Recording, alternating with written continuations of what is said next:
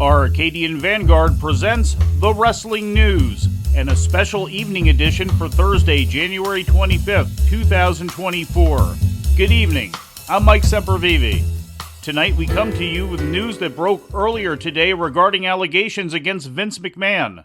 A new lawsuit filed today accuses the TKO chairman of sexual assault and sex trafficking, according to a story first reported in the Wall Street Journal. Former WWE employee Janelle Grant alleges in the lawsuit that she was forced into a sexual relationship with McMahon and that her employment was conditional on it.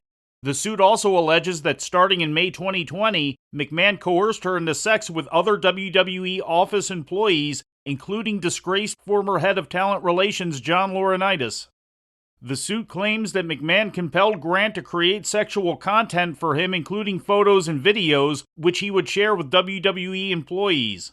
Although not mentioned by name, also mentioned among those McMahon tried to force her into a sexual relationship with is a former UFC and WWE champion he was trying to re-sign to the company and later did, a description which, if accurate, could only describe Brock Lesnar. Although McMahon pressured her into sending the unnamed individual sexual photos of herself, the suit maintains the two wound up never meeting.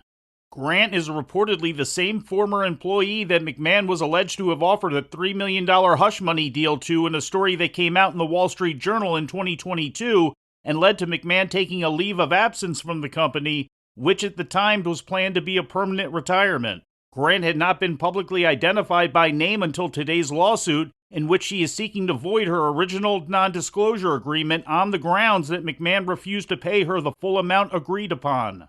Details of the lawsuit were obtained by the Wall Street Journal and other news outlets and include explicit details of sex acts, including graphic descriptions of fetishism and sexual perversion, as well as explicit text messages obtained from McMahon's phone. These acts include an incident of sexual assault involving both McMahon and Laurinaitis that allegedly occurred after Grant was locked in an office at WWE headquarters in Stamford, Connecticut, during which Grant pleaded with them to stop but was ignored. Also mentioned is an incident of McMahon forcing himself on Grant in his personal locker room at Titan Tower, with his personal assistant paying her off with $15,000 in Bloomingdale's gift cards later that day. In reference to other explicit acts, the lawsuit states, quote, McMahon also subjected Grant to acts of extreme cruelty and degradation that caused Grant to disassociate and or become numb to reality in order to survive the horrific encounters, end quote. At the time of the original report involving Grant in 2022, it was also reported that McMahon had paid upwards of $12 million in hush money over a 16-year span regarding alleged incidents of sexual impropriety and infidelity with former WWE employees. Federal agents had subpoenaed McMahon last August in connection with the payments, which included searching his phone for evidence.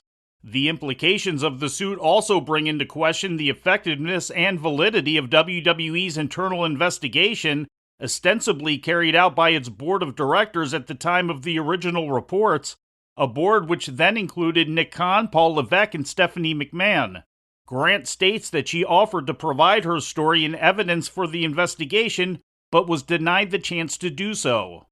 The suit details the non-disclosure agreement which reportedly was put to Grant in January of 2022 after McMahon claimed that his wife had discovered their relationship and was concerned that any revelations about his personal conduct could put his controlling interest in WWE in jeopardy. Grant received the first $1 million and departed the company in February 2022, although she claimed to have been coerced into one last forced sex act with McMahon, the description of which would fit the legal definition of rape.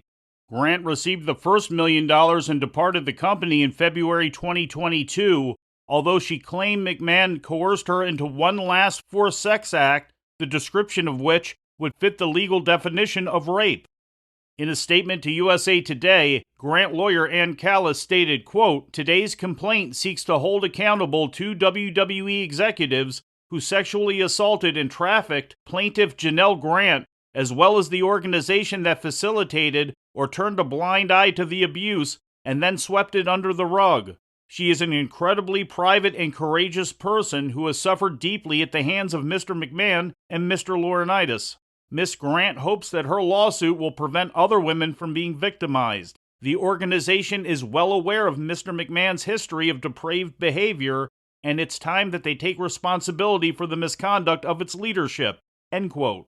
TKO Group Holdings, in a statement released to the media, stated, quote, "Mr. McMahon does not control TKO, nor does he oversee the day-to-day operations of WWE. While this matter predates our TKO executive team's tenure at the company, we take Miss Grant's horrific allegations very seriously and are addressing this matter internally." End quote. McMahon and his attorney, Jerry McDevitt, have yet to make any public statement on today's news, nor have they responded to any requests for comment from the media. And that's this evening's update. If anything happens, we will be here to tell you about it.